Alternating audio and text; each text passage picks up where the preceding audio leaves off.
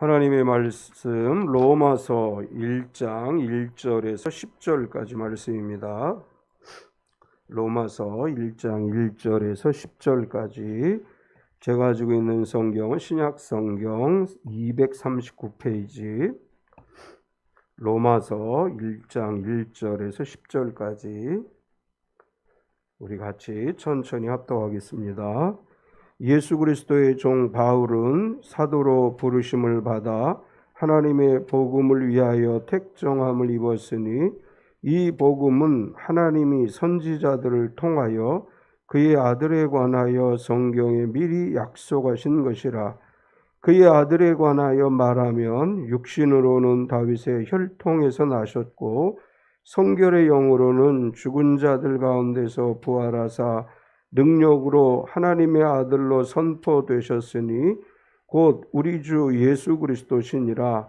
그로 말미암아 우리가 은혜와 사도의 직분을 받아 그의 이름을 위하여 모든 이방인 중에서 믿어 순종하게 하나니 너희도 그들 중에서 예수 그리스도의 것으로 부르심을 받은 자니라. 로마에서 하나님의 사랑하심을 받고 성도로 부르심을 받은 모든 자에게 하나님 우리 아버지와 주 예수 그리스도로부터 은혜와 평강이 있기를 원하노라. 먼저 내가 예수 그리스도로 말미암아 너희 모든 사람에 관하여 내 하나님께 감사함은 너희 믿음이 온 세상에 전파됨이로다. 내가 그의 아들의 복음 안에서 내 심령으로 섬기는 하나님이 나의 증인이 되시거니와 항상 내 기도에 쉬지 않고 너희를 말하며 어떻게 하든지 이제 하나님의 뜻 안에서 너희에게로 나아갈 좋은 길 얻기를 구하노라. 아멘. 찬송가 115장 찬송하시고 말씀 나누겠습니다.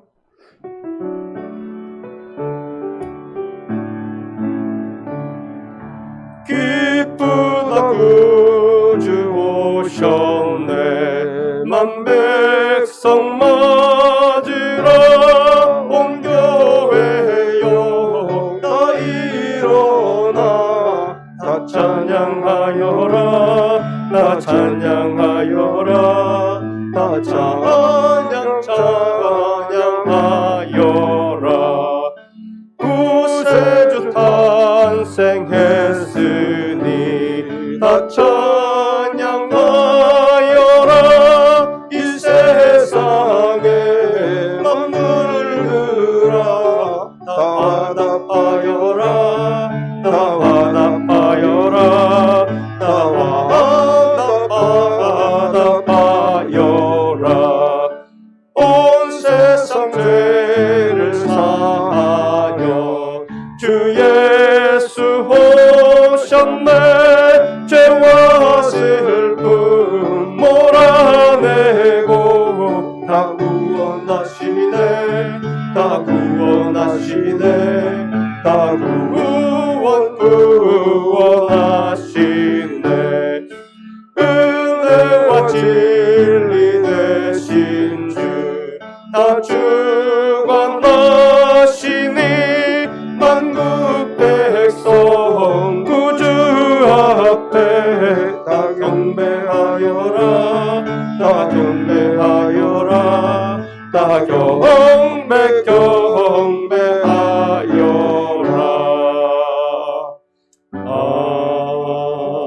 아멘. 우리 서로 환영하겠습니다. 주님의 이름으로 당신을 환영합니다. 앞뒤 옆 사람을 박수로 환영하겠습니다. 주님의 이름으로 환영합니다. 우리 서로 축복하겠습니다. 몸은 건강하게, 마음은 평안하게, 삶은 행복하게. 이번 주 많이 추웠죠. 또 아직도 더 추울 거라고 합니다. 추운 날씨지만 주님의 따뜻한 품 안에서 건강하고 평안하고 행복한 성탄의 주간이 되시기를 축원합니다. 아멘. 우리 성탄절 행사 찬송 외워서 부르기 하니까 아예 포기하고 난 그날 안 와. 이렇게 얘기하시는 분들이 몇 분 있어요. 못 외워도 오세요. 사실 이거 내가 하자고 그랬는데 나도 못 외우고 있어요. 아무리 오늘 새벽에도 115장 찬양을 하면서 다 외웠거니 했는데 자꾸 찬송을 들여다보고 부르고 있어요. 나도 잘 못 외우니까 걱정하지 마세요. 못 외웠다고 예배에 안 오시는 건 아니죠. 못 외워서 안 온다. 이건 내가 성경을 못 외워서 천국 안 가겠습니다. 그거하고 뭐 똑같은 건 아니지만 못 외우신 분들도 오세요. 오셔서 난 아무리 외우려고 해도 안 외워지더라. 그럼 보고 부르세요. 상품이 없으니까 보고 불러도 괜찮아요. 다 외우신 분들, 한 곡 외우신 분들은 따로따로 상품이 나가는 거니까 못 외워도 예배에 꼭 오시기 바랍니다. 예. 오늘 주보에 있는 걸 읽어드리겠습니다. 평안이 올 때까지 생각하십시오. 사도 바울은 하나님의 평강에 대해 언급하면서 이것들을 생각하라고 말합니다. 여기서 말하는 생각하라는 말의 원어 뜻은 계산하다, 회개하다라는 의미를 담고 있습니다. 수학 문제를 풀듯 꼼꼼하게 따지면서 생각하라는 말입니다. 인생에서 평안하지 못하게 하는 어려움이 밀려올 때 일반 서적이나 강의들을 보면 부정적인 생각, 어려운 생각 등을 버리라고 합니다. 그러나 하나님의 평강은 생각의 부재가 아니라 하나님의 임재를 통해 오는 것입니다. 결국 바울은 우리에게 더 깊이 생각하고 사고할 것을 권유합니다. 어려움과 고난 앞에서 하나님의 말씀을 붙들고 하나님의 평강이 임할 때까지 끝까지 사고해야 합니다. 어려움 앞에서 생각을 포기하게 되면 환경과 감정의 노예가 되어 더 깊은 우울과 좌절로 낙심하게 됩니다. 하나님의 평강은 가만히 안락의자에 앉아있는 상태에서 임하지 않습니다. 어려움 속에서 말씀을 생각하기를 놓지 않을 때 비로소 임하는 것입니다. 하나님의 약속을 포기하지 말고 생각하십시오. 그러면 평강의 하나님께서 우리와 함께 하실 것입니다. 예수님이 오실 때 평강을 선포했죠. 천사들이. 근데 사실은 예수님은 오셔서 고난의 길을 가셨습니다. 성경이 말하고 있는 평강이라는 것은 고난 속에서도 하나님이 주시는 평강이죠. 어려운 일이 있음에도 불구하고 하나님이 주시는 평강이 우리 가운데 임할 줄 믿습니다. 오늘은 대림절 네 번째 주일입니다. 대림절 네 번째 주일은 기쁨으로 오실 주님을 기다린다. 그런 주제인데 이 땅에 오실 주님을 기쁨으로 준비하고 기다리는 날이 대림절 네 번째 주일입니다. 이번 한 주는 눈도 오고 날씨도 추워서 겨울을 느끼게 했던 한 주간인 것 같습니다. 제가 화요일날 대전 갔다 오고 목요일날 대전 갔다 왔는데 화요일날 대전에서 올라오는데 고속도로에 눈이 얼마나 오는지 이 비가 오면 시야는 그래도 덜 가려지는데 눈이 이 먼지가 흙이 쌓여서 내려오니까 아무리 와이퍼를 돌려도 앞도 볼 수가 없고 좌우도 보기 어렵고 이제 그런 길이었고 눈이 온 다음에 날씨가 추워서 골목 곳곳이 빙판이 되기도 했습니다. 그럼에도 불구하고 따뜻한 주님의 품 안에서 우리 참빛교회 모든 가족이 건강하게 지내신 줄 믿습니다. 이제 도시에 사는 사람들은 눈도 많이 안 왔으면 좋겠고 겨울에 춥지 않았으면 좋겠다 이렇게 생각하는데 농사를 짓는 분들 입장에서 보면 겨울은 추워야 돼요. 그래야 논이나 밭에 있던 병충 애들이 얼어 죽게 되고 눈이 많이 와야 가뭄이 해결됩니다. 지금 농촌에 계신 분들이 걱정하는 것은 가뭄에 대한 걱정을 하셔요. 올해도 비가 많이 오지 않아서 농사를 짓는데 어려움이 많았는데 내년에도 이제 가뭄이 예고되어져 있다. 그래서 많이 걱정들을 하는데 겨울은 겨울답게 좀 추워야 되고 눈도 적당히 내려야 되고 그래야 내년에 농사에 피해가 없고 우리 생활 전반에 피해가 없습니다. 며칠 전 뉴스를 보니까 또 이런 뉴스도 나왔어요. 스키장이 휴업을 하거나 문을 닫는 곳이 속출하고 있다. 그 이유가 뭐냐? 젊은이들이 과거에는 겨울 되면 스키장에 가서 스키를 타고 스노보드를 탔는데 요새는 안 간대요. 잘 가지 않고 또 눈이 오지 않으니까 인공눈을 만드는데 비용이 너무 많이 들고, 또 날씨가 따뜻하니까 만들어 놓은 눈이 녹아내려서 또 비용이 들고, 그래서 몇몇 아주 유명한 스키장들이 휴점을 하고 문을 닫고 했다. 이제 이런 보도도 나왔습니다. 추우면 추운 대로 걱정하고 춥지 않으면 춥지 않은 대로 걱정하는 게 우리의 인생인 것 같습니다. 그런데 우리나라는 항상 감사해야 될 것이 사계절이 분명하지요. 봄, 여름, 가을, 겨울을 분명하게 볼 수 있어서 감사한 그런 나라라고 할 수 있습니다. 비록 춥기는 하지만 이 겨울에 하나님의 사랑을 느끼며 또 하나님의 사랑을 전하며 살아가는 우리의 삶이 되어야 될 줄 믿습니다. 성탄절이 한 주밖에 남지 않았습니다. 오늘 대림절 네 번째 주일에 바울 사도를 통해서 하나님께서 우리에게 주시는 말씀은 우리의 존재 목적과 관련이 있다, 이렇게 말할 수 있습니다. 바울 사도는 우리는 복음을 위해 부름을 받았다, 이렇게 선포를 해요. 우리 존재 목적이 뭐냐? 이제 이렇게 얘기합니다. 인간의 존재 목적은 하나님의 영광을 위한 것이다. 이제 신학적으로 그렇게 정의를 합니다. 그런데 그 하나님의 영광을 위해 살아간다고 하는 것을 다르게 표현한다면 복음을 위해 살아가는 것이다, 이렇게 정의할 수 있습니다. 대림절 네 번째 주일에 모든 그리스도인들에게 이렇게 말씀하셔요. 복음을 위하여 부름을 받았다. 우리가 왜 부름을 받았고 우리가 해야 될 일이 무엇이냐라고 말할 때 하나님 바울 사도를 통해서 복음을 위해 사는 것이다, 이렇게 정의해 주셨습니다. 사람의 몸을 입고 이 땅에 오신 예수님의 성탄절을 기다리면서 우리가 이 날을 기쁨으로 기다리는데, 성탄의 기쁨을 기다리는 모든 참빛 가족들이 바울 사도를 통해서 주신 말씀과 같이 복음을 위하여 부름을 받았다는 것을 기억하면서 복음의 전달자요 증거자가 되는 성탄의 계절이 되었으면 좋겠습니다. 오늘 본문을 중심으로 해서 복음을 위하여 부름을 받았다, 이런 제목으로 은혜를 나누려고 하는데, 바울 사도는 오늘 본문 안에서 첫 번째로 복음은 무엇인가에 관해서 이야기합니다. 복음이 뭐냐? 복음이 뭐라고 생각하세요? 마가복음 1장 1절에 보면 이렇게 소개를 했어요. 하나님의 아들 예수 그리스도의 복음의 시작이라. 복음이라고 하는 게 뭐냐? 예수 그리스도가 복음이다. 그래서 마태, 마가, 누가, 요한복음은 뭘 기록하고 있느냐 하면 복음으로 오신 예수 그리스도의 삶을 기록하고 있습니다. 복음을 정의하면 예수 그리스도를 통하여 이루어진 하나님의 구원 사역이다, 이렇게 정의할 수 있습니다. 따라서 복음의 핵심은 예수 그리스도이시고 예수님이 없는 복음은 복음일 수 없습니다. 오늘 본문에서 바울 사도도 복음에 대해서 이야기를 하는데, 복음이라고 하는 건 뭐냐? 복음은 선지자들의 예언이 성취된 것이다, 이렇게 정의합니다. 2절을 보면 이 복음은 하나님이 선지자들을 통하여 그들의 아들에 관하여 성경에 미리 약속하신 것이라.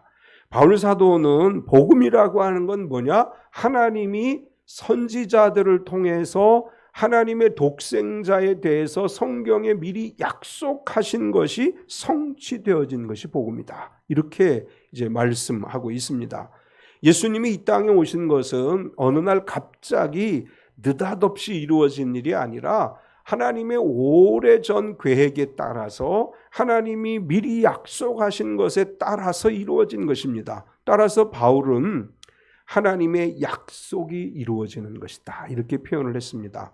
여기서 약속이라고 하는 말은 인간들이 하나님을 향해서 하나님, 우리가 구원받을 길이 없으니까 우리의 구원을 위해서 당신의 독생자 예수 그리스도를 우리에게 보내주옵소서, 그렇게 요청했더니 하나님이 알았다, 내 아들을 너에게 주겠다, 이런 약속이 아니에요. 우리가 하나님을 향해서 독생자를 보내주옵소서라고 하나님께 기도했고 그것에 대한 응답이 아니라 전적으로 하나님의 사랑으로 이루어진 것입니다. 창세기에서 인간이 범죄했을 때 하나님께서는 이미 독생자를 보내주시기로 결정하셨고 작정하셨고 그리고 말씀하셨어요. 이 약속이라고 하는 것은 하나님의 사랑의 근거에서 우리에게 주어진 일방적인 하나님의 약속이고, 하나님은 그것을 선지자들을 통해서 말씀하셨습니다. 예수님께서 이 땅에 오신 것은 하나님께서 아들을 주시겠다고 약속하신 것에 대한 실현이다. 이렇게 성취다. 이렇게 말할 수 있는데 마태복음 1장 23절에 보면 보라 처녀가 잉태하여 아들을 낳을 것이요 그의 이름은 임마누엘이라 하라 하셨으니 이를 번역한즉 하나님 우리와 함께 계시다 함이라. 요셉을 찾아온 천사가 이렇게 얘기한 거예요. 이사야 선지자가 예언한 이 말씀을 가지고 천사는 요셉에게 이야기합니다. 하나님께서 이사야 선지자를 통해서 보라 처녀가 잉태하여 아들을 낳을 것인데 그의 이름을 임마누엘이라 하라고 했는데 그것이 성취되어진 것이다. 이렇게 천사가 요셉에게 증거했습니다. 예수님의 오심은 하나님께서 선지자들을 통해서 하신 약속을 이루어 주신 것입니다. 이게 복음의 시작이죠. 약속으로부터 이루어진 것이고 약속이 성취되어진 것이 복음입니다. 하나님께서는 약속을 반드시 이루시는 분이에요. 우리가 그 표현을 약속에 신실하신 하나님이라고 말하죠. 우리에게 약속하신 말씀도 반드시 이루어질 줄 믿습니다. 우리가 의심하지 않고 포기하지 않으면 때가 되면 하나님의 약속은 반드시 성취되어지는 것입니다. 또한 바울은 복음이신 예수님은 다윗의 혈통으로 오셨다 이렇게 선포했습니다. 3절을 보면 그의 아들에 관하여 말하면 육신으로는 다윗의 혈통에서 나셨고 우리가 잘 아는 것처럼 당시 이스라엘 백성들은 메시아를 기다렸습니다. 이스라엘 백성들이 기다리던 메시아는 다윗의 혈통으로 오신다. 다윗의 후손으로 오신다. 이스라엘 사람들은 그렇게 믿었습니다. 이것을 증명하기 위해서 마태는 마태복음 1장에서 예수 그리스도가 다윗의 혈통으로 오셨음을 족보 이야기를 통해서 증거하고 있습니다. 이제 하나님께서 창조하신 인간 세상의 아담으로부터 시작해서 예수 그리스도에 이르기까지의 계보를 쭉 이야기한 다음에 마태복음 1장 17절에 결론적으로 이렇게 기록을 했습니다. 그런즉 모든 대수가 아브라함부터 다윗까지 연례되어 다윗부터 바벨론으로 사로잡혀 갈 때까지 연례되어 바벨론으로 사로잡혀 간 후부터 그리스도까지 연례되더라. 이것은 뭘 얘기하려고 하는 것이냐 하면 예수님 그리스도는 다윗의 후손으로 오셨음을 이야기하는 것입니다. 누가복음 2장 11절에도 이렇게 기록을 해요. 오늘 다윗의 동네에 너희를 위하여 구주가 나셨으니 곧 그리스도 주시니라. 다윗의 동네에 왔다는 것은 다윗의 혈통으로 오셨다는 것을 이야기하는 것입니다. 예수님은 다윗의 후손으로 오실 것이라고 선지자들이 예언을 했고 바울은 선지자들을 통해서 약속하신 대로 그리스도께서 다윗의 후손으로 이 땅에 오셨음을 선포했습니다. 우리가 믿는 예수님은 예언대로 하나님의 약속대로 이루어지셨고 성육신하신 그리스도이시고 인간의 몸을 입고 오셔서 예언하신 대로 이 땅에 우리를 위해 오셨습니다. 계속해서 성육신하신 그리스도는 부활하셨습니다. 4절을 보면 성결의 영으로는 죽은 자들 가운데서 부활하사 능력으로 하나님의 아들로 선포되셨으니 곧 우리 주 예수 그리스도시니라. 바울 사도는 예수님은 다윗의 혈통으로 인간의 몸을 입고 이 땅에 오실 것, 성육신 하실 것을 이야기했습니다. 그런데 이 땅에 오신 예수님은 모든 죄를 대신 짊어지시고 죽으셨습니다. 이건 뭘 얘기하느냐 하면 완전한 인간이라는 걸 말씀하는 거예요. 하나님이 예수님이 신이면 죽지 않아요. 신이시기 때문에. 그런데 완전한 인간으로 이 땅에 오셨기 때문에 우리의 모든 죄를 대신 짊어지시고 죽으셨습니다. 그리고 사망 권세 이기시고 부활하셔서 승천하셨어요. 이건 뭘 얘기하느냐 하면 예수님은 신이라고 하는 걸 말씀하는 거예요. 인간으로 오셔서 죽으셨고 부활하셔서 영생하십니다. 이것은 신이시고 하나님이심을 증거하는 것입니다. 요즘 유튜브에 아주 웃기는 유튜브 영상이 천공이라는 그 사이비가 올린 유튜브에 이런 내용이 있어요. 예수님의 이야기를 하면서 하나님이 예수에게 자신의 제자들이 자신을 배반할 걸 알려주셨고 베드로가 자신을 부인할 걸 알려주셨는데 왜 그렇게 했느냐? 그건 그 제자들이 자기를 배신할 걸 알려줬으니까 죽지 말라고 알려준 건데 예수가 미련해서 제자들이 자기를 팔아 넘겼는데도 거기 죽은 거다. 그러니까 하나님은 너 죽지 말아라 이렇게 가르쳐 준 건데 어리석은 예수는 죽었다 이렇게 얘기를 했어요. 하나님의 말씀에 대한 잘못된 이해고 하나님의 말씀 예수 그리스도의 오심에 대한 잘못된 이해죠. 물론 그가 예수님을 믿지 않은 사람이기 때문에 그렇게 말도 안 되는 소리를 짓거리고 있는 거죠. 예수님이 이 땅에 오신 것은 죽으시기 위해서 오신 거예요. 예수님은 죽음을 회피하기 위해서 오신 분이 아니시고 우리를 위해 죽으시기 위해서 이 땅에 오셨고 우리를 위해 십자가를 짊어지셨습니다. 그런데 부활하셨습니다. 우리가 믿는 예수님은 부활하신 예수님이십니다. 우리가 믿는 예수님은 우리의 모든 죄의 짐을 짊어지시고 죽으셨습니다.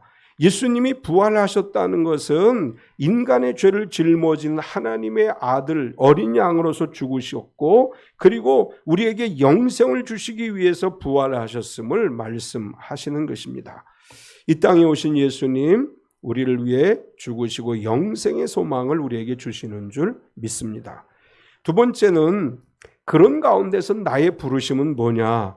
바울 사도는 복음에 대해서 설명한 다음에 자신이 하나님에 의해 부르심을 받은 것에 대해서 설명하고 있습니다. 바울은 나의 부르심은 어떤 것이냐 하면 복음을 위하여 택정함을 입었다 이렇게 말해요. 1절을 보면 예수 그리스도의 종 바울은 사도로 부르심을 받아 하나님의 복음을 위하여 택정함을 입었으니 바울은 자신이 사도로 부르심을 받은 것은 그리스도의 종이라고 소개하면서 하나님께서 자신을 사도로 부르신 것은 복음을 위하여 택정한 것이다. 이 택정하다라는 말은 따로 세움을 받다 이런 뜻이에요. 그래서 쉬운 성경은 이렇게 번역을 했습니다. 나 바울은 사도로 부름을 받은 그리스도 예수의 종으로서 하나님의 복음을 위해 특별히 선택되었습니다. 이렇게 번역을 했습니다. 택정이라고 하는 말은 따로 세움을 받았다, 특별히 구별하여 선택받았다 그런 뜻이고 바울은 하나님께서 복음을 위해 자신을 구별하고 선택해 주셔서 복음을 위해 살게 하신 것이다 이렇게 증언합니다. 이것은 바울에게만 적용되어지는 것이 아니고 우리에게도 적용되어지는 말씀이에요. 우리는 하나님의 부름을 받은 특별한 선택을 받은 사람들인 줄 믿습니다. 하나님이 우리를 복음을 위해서 부르셨어요. 나의 삶을 위해서가 아니라 복음을 위해 나를 부르셨고 하나님의 영광을 위해 나를 택정하셨고 특별히 선택하셨는 줄 믿습니다.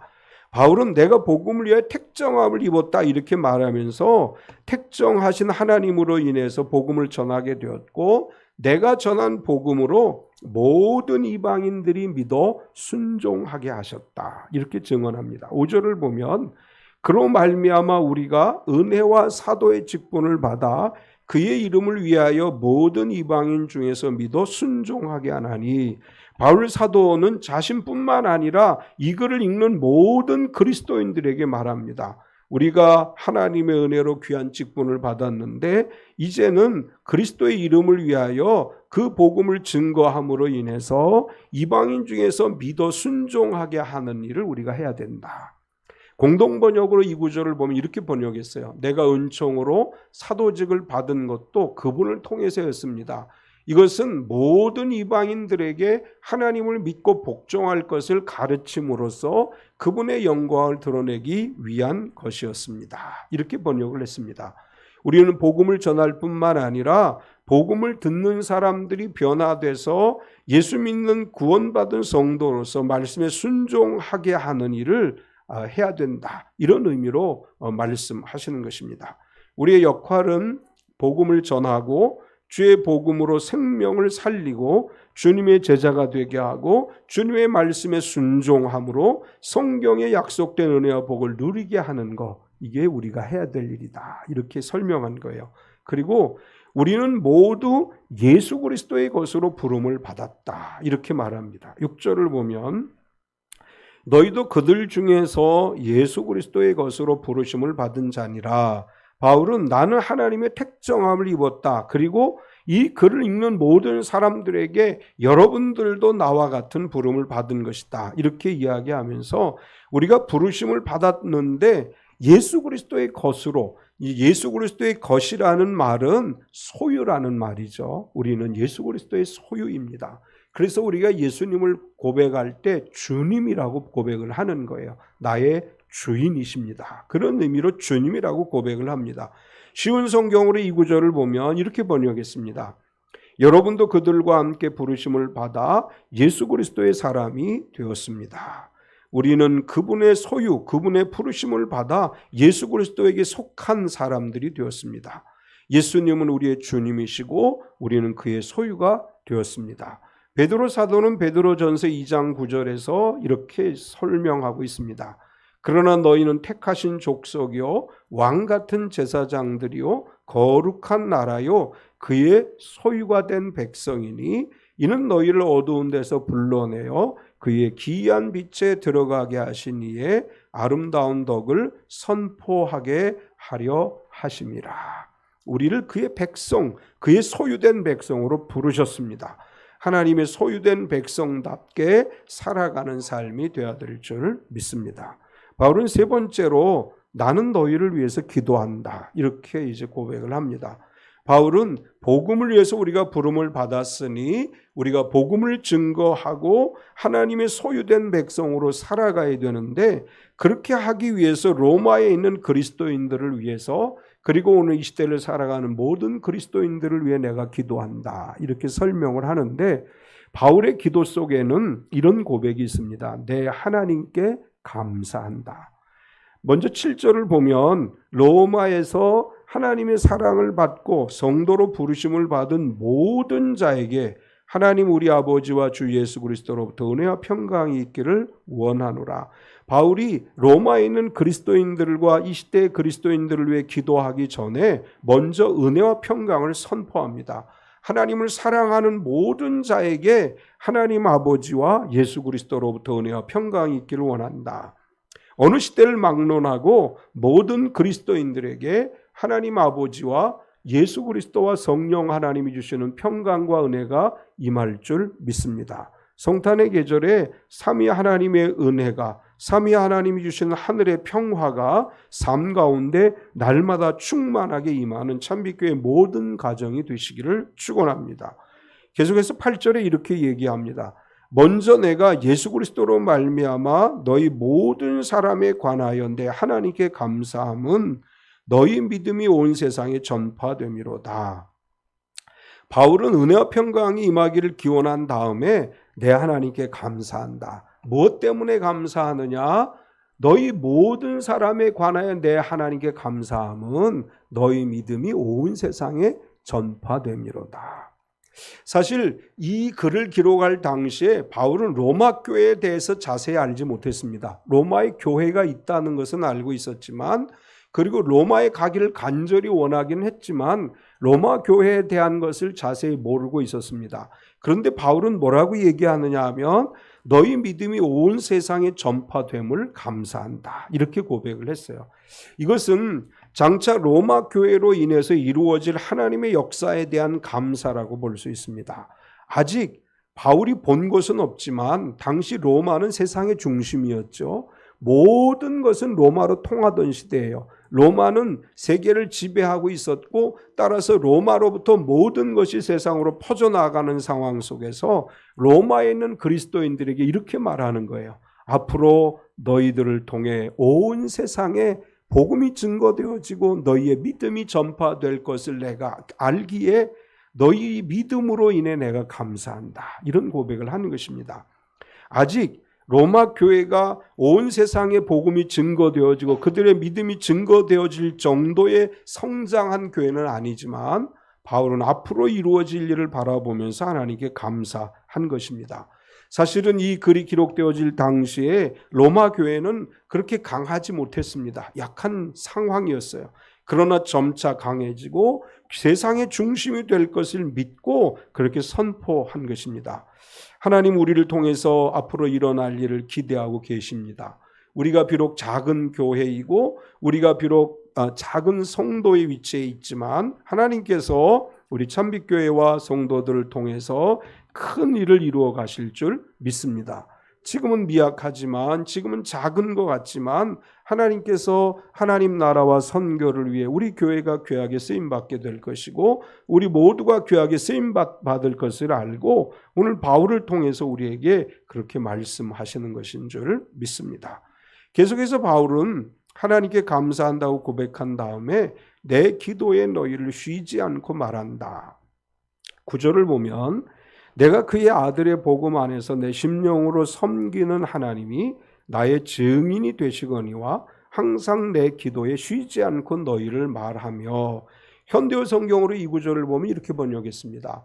내가 여러분을 위해 늘 기도드리고 있는 것은 하나님께서도 아십니다. 나는 하나님의 아들에 관한 복음을 전하면서 온 마음을 다해 섬기는 하나님께서 여러분에게 필요한 것을 다 나누어 주시기를 밤낮으로 기도하고 있습니다. 바울은 이렇게 이제 이야기하는 거예요. 로마 교회가, 우리가 초대교회 역사를 잘 알지요. 역사, 세계사를 배워서 알지요.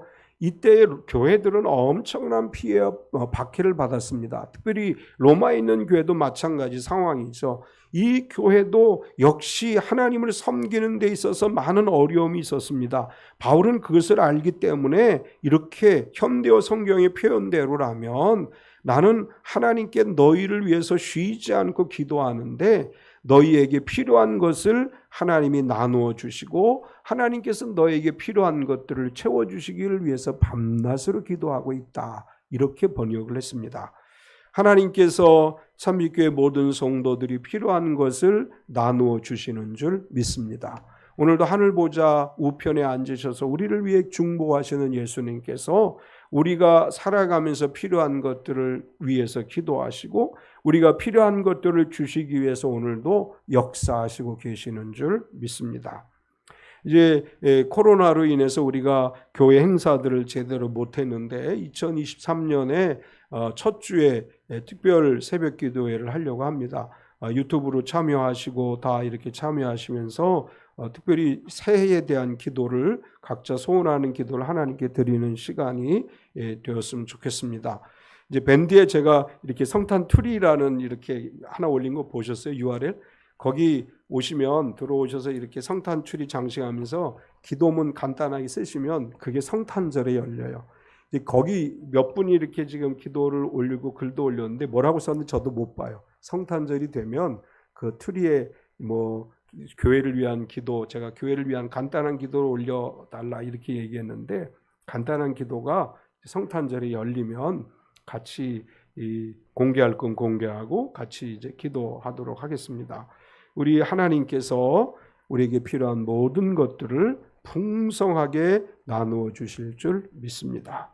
바울은 계속해서 너희에게 나아갈 좋은 길 얻기를 구한다. 이렇게 결론적 기도를 합니다. 10절을 보면 어떻게 하든지 이제 하나님의 뜻 안에서 너희에게로 나아갈 좋은 길 얻기를 구하노라. 이 뒤에 11절에서 13절까지는 이런 내용이에요. 나는 로마로 가기로 애를 썼다. 하나님께서 나에게 로마로 갈 길을 열어달라고 기도했는데 여러 번 가려고 시도했는데 길이 막혀서 가지 못했다. 이렇게 썼어요. 나는 너희에게 가서 신령한 은사를 나눠주려고 했는데 로마로 가는 길이 허락되지 않아서 지금까지 가지 못했고 그러나 내가 죽기 전에 너희에게 가기를 원한다. 그래서 10절에 이렇게 이야기하는 거예요. 어떻게 하든지 이제 하나님 뜻 안에서 너희에게로 나아갈 좋은 길 얻기를 구하노라. 바울의 이 고백은 지금 내가 너희에게 가려고 하는데 길이 막혀서 가지 못하고 있어. 그러나 하나님께서 나에게 너는 로마로 가지 말라 이렇게 말씀하지 않았기 때문에 로마로 가는 길이 열릴 것을 믿고 나는 오늘도 로마로 가는 좋은 길이 열리기를 기도한다. 이렇게 선포합니다. 바울의 이 기도가 저와 여러분의 기도가 될 줄 믿습니다. 어떤 일을 하려고 하는데 계속해서 막히는 어려움이 있어요. 이럴 때 아이고 뜻이 아닌가 봐 하고 포기하는 것이 아니고 하나님께서 좋은 길 열어주시기를 위해서 기도하시기 바랍니다. 사업의 길이 막히고 직장의 길이 막히고 계획한 길들이 막힐 때 물론 하나님이 계시하실 때가 있어요. 이 길은 내가 가야 될 길이 아니다. 그렇게 계시하실 때도 있지만 그렇지 않고 하나님의 특별한 섭리가 있다면 하나님께서 우리에게 좋은 길 열어주시기를 위해 간절히 기도하면 좋은 길이 열리는 역사가 분명히 일어날 줄 믿습니다. 바울은 결국 로마로 가지요. 사도행전에 이제 바울이 로마로, 물론 죄수의 몸으로 가지만 로마로 가게 돼요. 그가 하나님께 받은 약속대로 황제 앞에 너는 서게 될 것이다 약속했는데 황제 앞에 서게 돼요. 그리고 로마에서 사역을 하고 서바너까지 가서 복음을 증거하게 됩니다. 여러분, 우리에게 어떤 어려움이 오더라도 내 앞에 길이 막힌 것 같더라도 포기하지 마세요. 좋은 길 열어주시기를 위해 기도하면 하나님의 방법 외에 좋은 길이 열릴 줄 믿습니다. 하나님의 아들이신 예수님께서 하늘 보좌 버리시고 인간의 몸을 입고 이 땅에 오셔서 죽으시고 부활하셨습니다. 이것이 복음입니다. 우리는 이 복음을 위해 부름을 받았고 이 복음에 합당한 삶을 살아서 주님이 주신 은혜와 평강과 복을 누리는 삶이 되시기를 축원합니다. 하나님 감사합니다. 오늘도 우리가 주님 앞에 나와 말씀을 듣게 하심을 감사합니다. 우리가 죄로 인해 죽을 수밖에 없었지만 독생자 예수 그리스도를 우리를 위해 보내주시고 우리로 하여금 천국에 대한 영생의 소망을 갖게 하셨음을 감사합니다. 예수 그리스도께서 인간의 몸을 입고 이 땅에 오신 성탄일을 준비하면서 우리가 복음을 위해 사는 사람들이 되게 하여 주시고 우리 앞에 놓여진 아무리 힘든 길이 있어도 하나님께서 좋은 길 열어주심을 믿고 포기하지 않고 나아가는 하나님의 사람들이 되게 하여 주시옵소서. 천빛교회 모든 가족 위에 필요한 것들을 채워주시고 천빛교회가 선교하는 교회로 하나님의 영광을 드러내는 교회로 굳건하게 세워지게 하여 주시옵소서. 이번 주간도 춥다고 합니다. 하나님, 우리 성도님들, 특별히 연세 드신 분들, 부모님들 건강하게 지켜주시고 또 눈이 올 것으로 예보되고 있는데 미끄러운 길에서 안전하게 또 운전하시는 성도들 안전하게 이 한 주간을 지내게 하시고 우리가 감사와 기쁨으로 성탄을 맞이하게 하여 주시옵소서. 예수님의 이름으로 기도드리옵나이다. 아멘. 우리